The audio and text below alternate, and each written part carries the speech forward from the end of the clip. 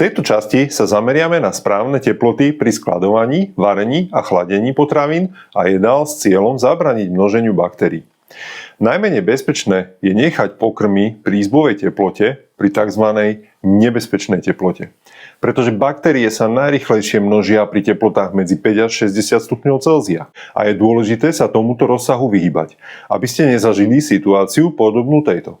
Pozorne počúvajte. Rastio sa ponáhľal, po dlhom dni v robote otvoril chladničku, vytiahol misku s kuracím mäsom a ryžou zo včerajška a bez rozmýšľania uložím do mikrovlnky. Nastavil asi 2 minúty a keď mikrovlnka cinkla, jedlo vybral.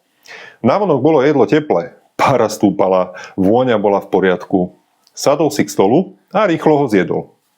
Netušil, že v strede kuracieho mäsa zostali studené, presnejšie povedané, nedostatočne zohriatej časti, ktoré sa nepriehriali na bezpečnú teplotu.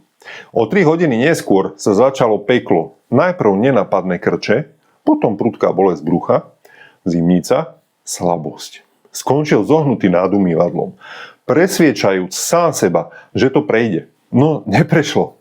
Noc strávil medzi postelou a toaletou s pocitom, že čas plynie pomalšie než kedykoľvek predtým. Ráno už ledva stál na nohách. Rozhodol sa zájsť za lekárom.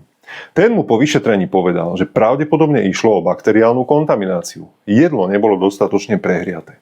A tak si baktérie pokojne prežili a urobili svoju prácu. Možno ste to zažili aj vy. Pri ohrievaní jedál, alebo teda správne povedané, pri regenerácii sa jedlo, ktoré bolo schladené a idete ho znovu ohriať a znovu servírovať, musí toto jedlo dosiahnuť 75 stupňov Celzia aspoň po dobu 15 sekúnd v strede.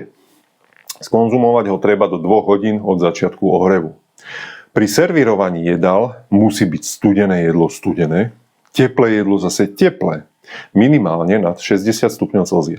Ak je jedlo ponechané pri izbovej teplote neznámy čas, nemalo by sa už konzumovať a musí sa vyhodiť.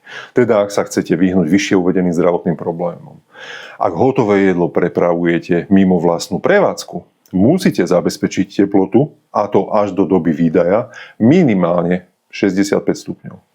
K samotnej tepelnej úprave, teda vareniu, je potrebné vedieť, že musíte mať celý proces pod kontrolou.